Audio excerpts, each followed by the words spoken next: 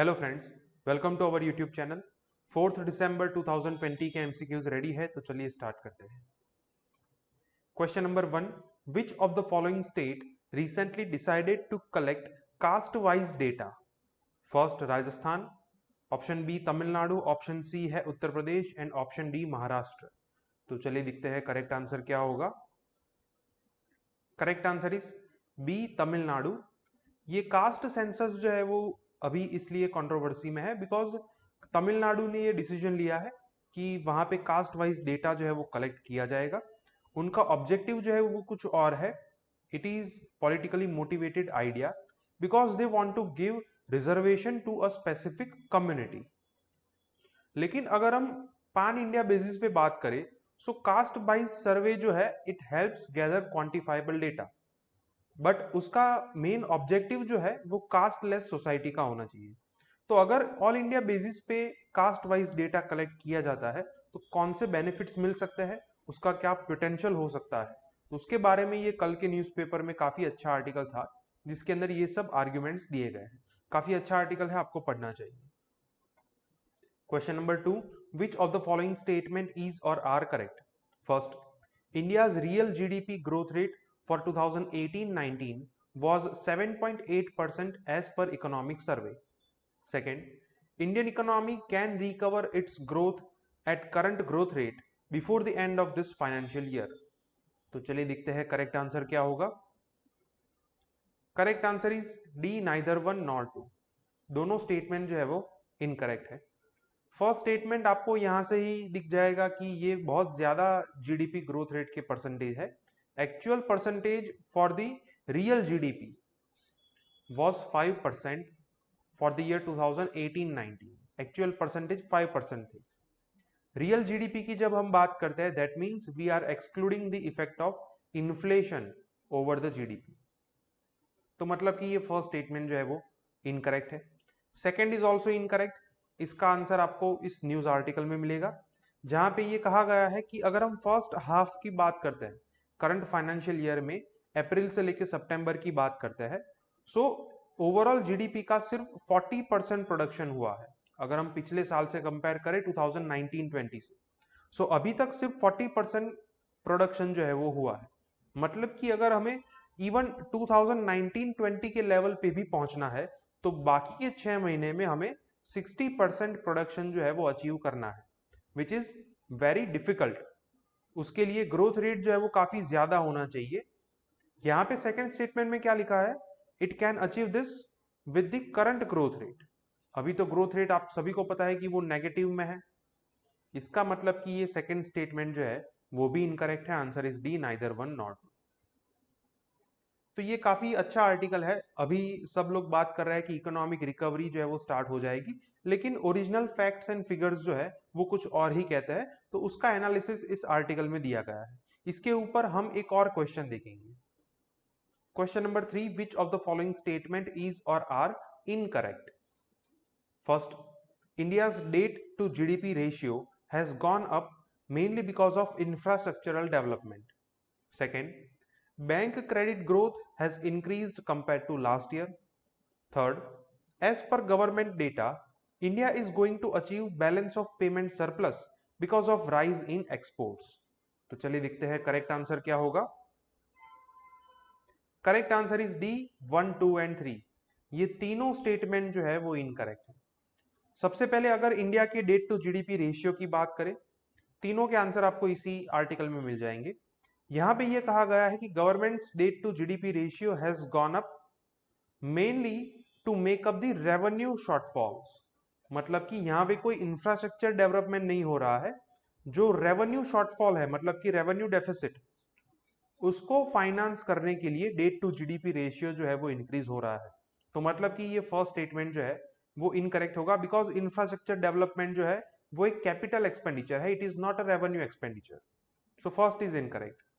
अगर bank credit growth की बात करें तो यहां पे ये कहा गया है कि bank credit growth in the economy continues to decelerate by -5.1% as compared to 8.8% positive growth rate in the same quarter last year. इसका मतलब भी क्या हुआ कि अभी लास्ट ईयर की कंपैरिजन में बैंक का क्रेडिट ग्रोथ रेट जो है वो कम होता जा रहा है and it is as of now 5.1% negative. तो सेकंड स्टेटमेंट जो है वो भी इनकरेक्ट होगा। थर्ड जो है वो भी इनकरेक्ट है। गवर्नमेंट का डेटा ये बता रहा है कि India is going to achieve balance of payment surplus, जो आपको इस पैराग्राफ में दिया गया है। अब अगर बैलेंस ऑफ पेमेंट सरप्लस की बात करें तो ग्लोबल इंटरनेशनल लेवल पे ये माना जाता है कि डेवलपिंग कंट्री जो है अगर उनका बैलेंस ऑफ पेमेंट सरप्लस में जाता है, दैट मीन्स जो एसेंशियल इंपोर्ट है it is importing less than the warranted rate of import growth. अगर मान लो कि दूसरी तरफ आपकी कंट्री के अंदर ही उसका मैन्युफैक्चरिंग होता है तो ये अच्छी बात है, लेकिन एक तरफ आपकी कंट्री के अंदर मैन्युफैक्चरिंग नहीं हो रहा है और दूसरी ओर आपका इंपोर्ट जो है वो कम हो रहा है, दैट मीन्स डेवलपिंग कंट्रीज के लिए ये कोई पॉजिटिव साइन नहीं है। इससे उस कंट्री के अंदर ग्रोथ रेट जो है वो अचीव नहीं होगा। अगर इंडिया के लिए बात करें कि बैलेंस ऑफ पेमेंट सरप्लस के रीजन क्या है, तो वो भी यहां पे दिया गया है। Most of the shortfall on account of a sharp decline in investment demand. मतलब कि हमारे यहाँ पे जो इन्वेस्टमेंट की डिमांड है, फॉरेन इन्वेस्टमेंट डिमांड, वो डिमांड कम होती जा रही है और इसकी वजह से हम बैलेंस ऑफ पेमेंट सरप्लस जो है वो अचीव कर रहे हैं। That means we are not rising our exports, instead the demand for foreign investment is decelerating. तो मतलब कि ये थर्ड स्टेटमेंट जो है वो भी इनकरेक्ट होगा। आंसर इज डी, 1, 2 एंड 3 तीनों स्टेटमेंट इनकरेक्ट है। तो इस आर्टिकल में पहले यहां तक ये जस्टिफाई किया गया है कि अभी की सिचुएशन जो है वो इकोनॉमिक रिकवरी की नहीं है और उसके रीजन जो है वो 1 बाय 1 दिए गए हैं कि डिमांड जो है वो अभी भी वीक है and balance of payment surplus जो है उसका मेन रीजन क्या है। Question number 4. Which of the following can be possible factors for the rise in GST revenue collection? First, compliance relaxations. Second, festivals. And third, speedier unlocking the economy. तो चलिए देखते हैं correct answer क्या होगा। Correct answer is D, 1, 2 and 3। ये तीनों factors जो है वो रिस्पॉन्सिबल है for the higher GST revenue collection. Last month GST के कंप्लायंस में कुछ रिलैक्सेशंस दिए गए थे। लास्ट मंथ ये दिवाली का फेस्टिवल भी था और फेस्टिवल के अंदर लोग ज्यादा खर्च करते हैं तो वहां से भी जीएसटी का रेवेन्यू जो है वो इंक्रीज होगा और गवर्नमेंट जो है वो अभी इकोनॉमी को अनलॉक कर रही है तो इसकी वजह से काफी सारी इकोनॉमिक एक्टिविटीज जो है वो स्टार्ट हो चुकी है। तो यहां से हम कह सकते हैं कि ये सारे फैक्टर्स रिस्पॉन्सिबल है कि पिछले 2 महीने से जीएसटी रेवेन्यू कलेक्शन जो है वो 1 लाख करोड़ से ज्यादा हो रहा है। सो उसी के लिए यहाँ पे क्रिटिकल एनालिसिस दिया गया है कि कैसे ये जो जीएसटी रेवेन्यू कलेक्शन ज्यादा हो रहा है उसके इम्पैक्ट क्या होंगे और दूसरी ओर मैन्युफैक्चरिंग का सिनारियो क्या है। और इसी पैराग्राफ के अंदर आपको ये फैक्टर्स भी मिल जाएंगे कि क्यों जीएसटी रेवेन्यू कलेक्शन ज्यादा हो रहा है। Question number 5. Which of the following statement is or are correct? First, GST was introduced through constitutional amendment and with ratification by half of the Indian states because it amended 7th schedule of the constitution. Second, the decisions taken for GST are example of center state coordination and cooperation. तो चलिए देखते हैं correct answer क्या होगा। Correct answer is C, both 1 and 2 दोनों statement जो है वो करेक्ट है। जीएसटी को कॉन्स्टिट्यूशनल अमेंडमेंट बिल के द्वारा इंट्रोड्यूस किया गया था। It was 101st constitutional amendment act. तो यहां पे आधे स्टेट्स जो है it was ratified by half of the Indian states. अब इसका रीजन क्या है? Because it amended 7th schedule of the constitution. 7th schedule में क्या है? Union list, state list and concurrent list. तो उसके अंदर कुछ यूनियन लिस्ट के टैक्स जो है उसको अबॉलिश किया गया, कुछ स्टेट लिस्ट के टैक्सेस जो है उनको भी अबॉलिश किया गया। अब मान लो कि स्टेट लिस्ट के अंदर कुछ चीजें अबॉलिश होती है, that means you have to seek ratification by half of the Indian states as per the constitutional provisions. So first जो है वो करेक्ट होगा। Second is also correct. GST के सारे डिसीजंस जो है वो कौन लेता है? It is taken by GST council and GST Council represents representatives from the central government, from the state governments and from the union territories also. तो इसका मतलब ये हुआ कि it is an example of center state coordination and cooperation, जहां पे central government जो है वो अकेले कोई डिसीजन नहीं ले सकती। So both the statements are correct, answer is C, both 1 and 2। So अभी जो फार्मर्स प्रोटेस्ट कर रहा है, तो ये कल के न्यूज़पेपर में काफी अच्छा आर्टिकल था कि ये फार्म लॉज लाते वक्त कौन सी प्रोसीजर फॉलो होनी चाहिए थी। तो यहाँ पे पूरी जीएसटी की जर्नी बताई गई है कि किस तरीके से जीएसटी को इंट्रोड्यूस किया गया था, किस तरीके से उसके ऊपर एक्सपर्ट्स के पॉइंट ऑफ व्यू भी लिए गए थे, किस तरीके से उसे सिलेक्ट कमिटी को रेकमेंड किया गया था, और सभी स्टेक होल्डर्स जो है उनके पॉइंट ऑफ व्यू को वहां पे रखा गया था। तो उसका एक एग्जाम्पल दिया गया है कि उसी तरीके से फार्म लॉज जो है उनको भी इंट्रोड्यूस करना चाहिए था और उसी तरीके से उनको इनेक्ट करना चाहिए था। तो ये आर्ट ऑफ पॉलिसी मेकिंग जो है उसके बारे में ये काफी अच्छा आर्टिकल है। इसके ऊपर हम एक और क्वेश्चन देखेंगे। Question number 6, which of the following statement is or are correct? First, recent farm laws were enacted through ordinary legislative routes of the constitution. Second, farm laws were enacted after consulting experts from standing committees of parliament. तो चलिए देखते हैं correct answer क्या होगा। Correct answer is D, neither one nor two. ये दोनों statement जो है वो इनकरेक्ट है। यहाँ पे कोई ऑर्डिनरी लेजिस्लेटिव रूट जो है वो फॉलो नहीं हुआ था। उसका रीजन ये है कि फार्म लॉज जो है वो पहले ऑर्डिनेंसेस के थ्रू इंट्रोड्यूस किए गए थे, फिर उन ऑर्डिनेंसेस को लोकसभा के अंदर इंट्रोड्यूस किया गया, फिर उसके बाद कोई भी एक्सपर्ट या फिर कोई भी पार्लियामेंट की स्टैंडिंग कमेटी को रेफर नहीं किया गया था, and ultimately the bill was passed by the parliament. तो मतलब कि ये दोनों स्टेटमेंट जो है वो इनकरेक्ट हो गए। Answer is D, neither one not.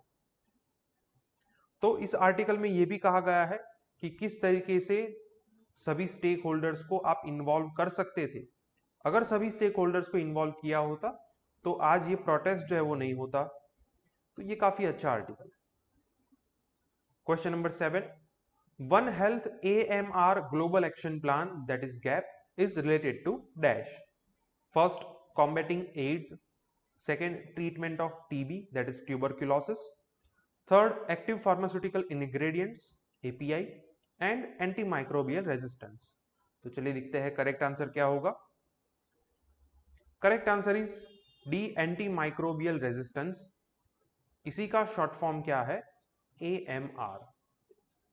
सो ये जो इनिशिएटिव है ये एंटी माइक्रोबियल रेजिस्टेंस के लिए है, जिसके ऊपर कल के न्यूज़पेपर में ये आर्टिकल था। एंटी माइक्रोबियल रेजिस्टेंस का मतलब क्या होता है कि अगर मान लो कि आपको कोई डिसीज हुआ है और उस पर्टिकुलर डिसीज के लिए आपने खुद से डॉक्टर को कंसल्ट किए बिना कोई दवाई ली है, यू टुक अ मेडिसिन जो कि 500 पावर की थी। अगर मान लो कि आपका जो डिसीज है उसकी सीविरिटी उतनी ज्यादा नहीं है और आपने ये 500 पावर की दवाई जो है वो ली, आप ठीक हो गए। अगर मान लो कि फिर से आपको वो डिसीज होता है, अगर मान लो कि उस टाइम पे आप 250 पावर की दवाई लेते हैं, तो वो दवाई आपके ऊपर असर नहीं करेगी, because earlier you took medicine of higher power. तो ये दवाई जो आपके ऊपर काम नहीं करेगी उसको क्या कहते हैं? Anti microbial resistance. ये बैक्टीरियाज जो है वो उतने पावरफुल हो चुके हैं कि आप जो दवाई ले रहे हैं उसका असर उसके ऊपर नहीं हो रहा है। तो इसे क्या कहते हैं? Anti microbial resistance. तो अभी किस तरीके से एंटी माइक्रोबियल रेजिस्टेंस इंक्रीज हो रहा है? क्या उसके लिए एनवायरमेंट एंड पॉल्यूशन जो है वो रिस्पॉन्सिबल फैक्टर है या नहीं? तो उसके बारे में ये आर्टिकल दिया गया है और इसको डील करने के लिए ग्लोबल लेवल पे कौन से एंड नेशनल लेवल पे कौन से इनिशिएटिव्स लिए गए हैं, तो वो सब चीजें इस आर्टिकल में दी गई है। यहां से आपको काफी अच्छे फैक्ट्स मिल सकते हैं कि जो कि प्रीलिम्स के लिए बहुत ही इंपॉर्टेंट हो सकते हैं। ये जो क्वेश्चन का इनिशिएटिव है वो भी यहीं पे दिया गया है, one health AMR global action plan, और उसके कौन से की एरियाज है वो भी यहाँ पे दिए गए। तो अभी तक जितने भी क्वेश्चन हमने देखे वो कल के न्यूज़पेपर में जो अच्छे एडिटोरियल्स थे वहां से हमने बनाए हैं। अब हम जितने भी क्वेश्चन देखेंगे वो आज के न्यूज़पेपर से देखेंगे। Question number 8, which of the following statement is or are correct about emergency use authorization mechanism for vaccine approval? First, it can be given if the vaccine is in second phase of its trial. Second, it is granted only if the known and potential benefits outweigh the known and potential risk of the vaccine. Third, India's drug regulations do not have such provisions. तो चलिए देखते हैं correct answer क्या होगा। Correct answer is B, second and third. First जो है वो incorrect है। ये इमरजेंसी यूज ऑथोराइजेशन का जो मैकेनिज्म है वो अगर कोई वैक्सीन थर्ड फेज में है तभी दिया जा सकता है, फर्स्ट एंड सेकेंड फेज की वैक्सीन को नहीं दिया जा सकता। फर्स्ट जो है वो इनकरेक्ट होगा। सेकेंड जो है वो करेक्ट है। सेकेंड स्टेटमेंट कहना क्या जाता है कि उस वैक्सीन की वजह से उसके बेनिफिट्स क्या होंगे। अगर उन बेनिफिट्स का महत्व उसके रिस्क से ज्यादा है तो ऐसे केस में उस वैक्सीन को इमरजेंसी अप्रूवल दिया जा सकता है। मतलब कि कोविड-19 वैक्सीन से कितने बेनिफिट्स होंगे और वैक्सीन की वजह से रिस्क क्या है। अगर बेनिफिट जो है वो ज्यादा है, रिस्क से भी ज्यादा है, दैट मीन्स कि आप उनको इमरजेंसी ऑथोराइजेशन दे सकते हैं। और इंडिया के अंदर ये मैकेनिज्म जो है वो फॉलो नहीं होता, बिकॉज इंडिया के अंदर central drug standard control organisation जो है वो एक प्रोसीजर फॉलो करता है on drug to drug basis. तो इंडिया के अंदर कौन सा मैकेनिज्म है उसके ऊपर हम अगला क्वेश्चन देखेंगे। Currently the answer is B, second and third. So India की वैक्सीन जो है वो तीनों फेज कंप्लीट होने के बाद आएगी। रिसेंटली जो मॉडर्ना की एंड फाइजर की जो वैक्सीन है उसको यूएस का जो फूड एंड ड्रग एडमिनिस्ट्रेशन है उन्होंने ये इमरजेंसी यूज ऑथोराइजेशन मैकेनिज्म को यूज करके अप्रूवल दिया था। तो इस वजह से ये मैकेनिज्म जो है वो न्यूज में है, काफी इंपॉर्टेंट है, प्रीलिम्स के पॉइंट ऑफ व्यू से यहां से क्वेश्चन आ सकता है। Question number 9, which of the following statement is or are correct about role of central drug standard control organization CDSCO?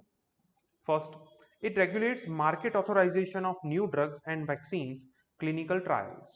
Second, it supervises drug imports and approves licenses to manufacture the drugs. And third, it fixes and revises the prices of bulk drugs. तो चलिए देखते हैं correct answer क्या होगा। Correct answer is B, first and second. Third जो है वो incorrect है। ये जो ऑर्गेनाइजेशन है वो मार्केट ऑथोराइजेशन का काम करता है। कोई भी न्यू ड्रग या फिर वैक्सीन इंट्रोड्यूस करनी है तो उसके क्लिनिकल ट्रायल में कौन सी प्रोसीजर फॉलो होनी चाहिए वो भी ये रेगुलेट करता है। कौन सी ड्रग्स को इंपोर्ट करना है और मैन्युफैक्चरिंग के लिए लाइसेंस देना है तो वो भी ये ऑर्गेनाइजेशन जो है वो रेगुलेट करता है। बल्क ड्रग्स की प्राइजेस की अगर हम बात करें और उसके रिवीजन की बात करें तो it is dealt by NPPA, that is National Pharmaceutical Pricing Authority.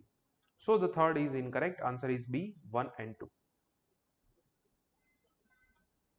Question number 10, which of the following award can be used as a suffix or prefix for the name of the awardees?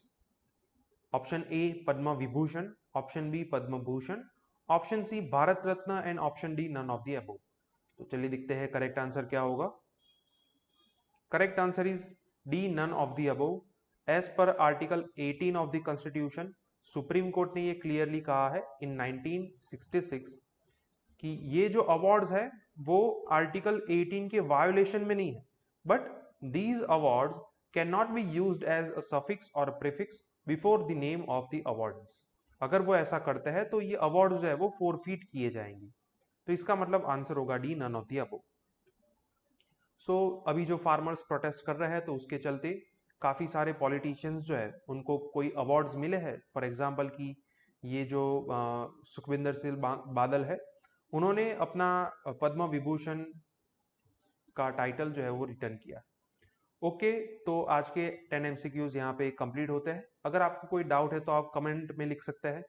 हमारे videos आपको पसंद आए तो video को like कीजिए और channel को subscribe कीजिए। Thank you.